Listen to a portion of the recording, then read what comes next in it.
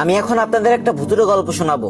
তাই যাদের হার্ট দুর্বল তারা ভুলে ওই ভিডিওটা শেষ পর্যন্ত দেখার চেষ্টা করবেন না। রাতের বেলা নির্জন একটা রাস্তায় একটা ট্রাক যাচ্ছিল। সেই ট্রাকের ভিতর তিনজন ব্যক্তি ছিল, এক ট্রাকের ড্রাইভার, এক হেল্পার আর একটা লাশ। একজন পুলিশ তাদের কাছে এই লাশটি দিয়ে বলছে সঠিক ঠিকানায় পৌঁছে দিতে।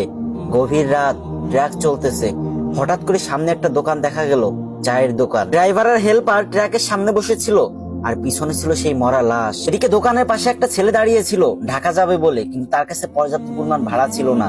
তাই সে ট্রাকের উপর উঠে পড়লো এবং অন্ধকারে কিছু দেখতে না পেয়ে উঁচু লাশের উপর বসে পড়লো। ট্রাক আবারও আপন গতিতে চলতে লাগলো। কিছুক্ষণ পরে লাশের উপর বসে থাকা ছেলেটি একটা সিগারেট ধরালো। একটু পরে ড্রাইভার হেল্পারকে বললো, এই দেখ তো লাশটা ঠিক আছে নাকি।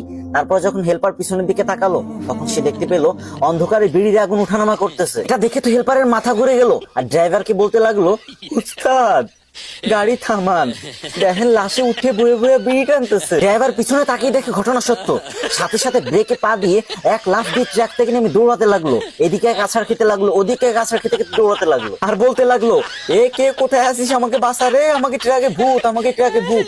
কথা কি ক্লিয়ার না ভেজাল আছে? আর এইটা শুনে তো ট্রাকের লাশের উপর যে ছেলেটা বসেছিল তার তো মাথা ঠিক নাই, সে তো ভয় একদম শেষ।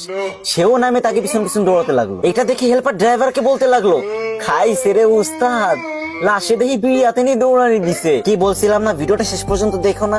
এই পারভেজ ভাই তোমাদের ভয় দিতে চায় না, সে চাই দিন শেষে তোমরা যেন একটু হাসতে পারো মন খুলে। যদি ভিডিওটা দেখে তোমার একটু ভালো লেগে থাকে তাহলে একটা শেয়ার করে একটা কমেন্ট করে যাও। কথা দিচ্ছি পরবর্তীতে এর থেকে ভালো ভালো গল্প নিয়ে তোমাদের মাঝে আসবো।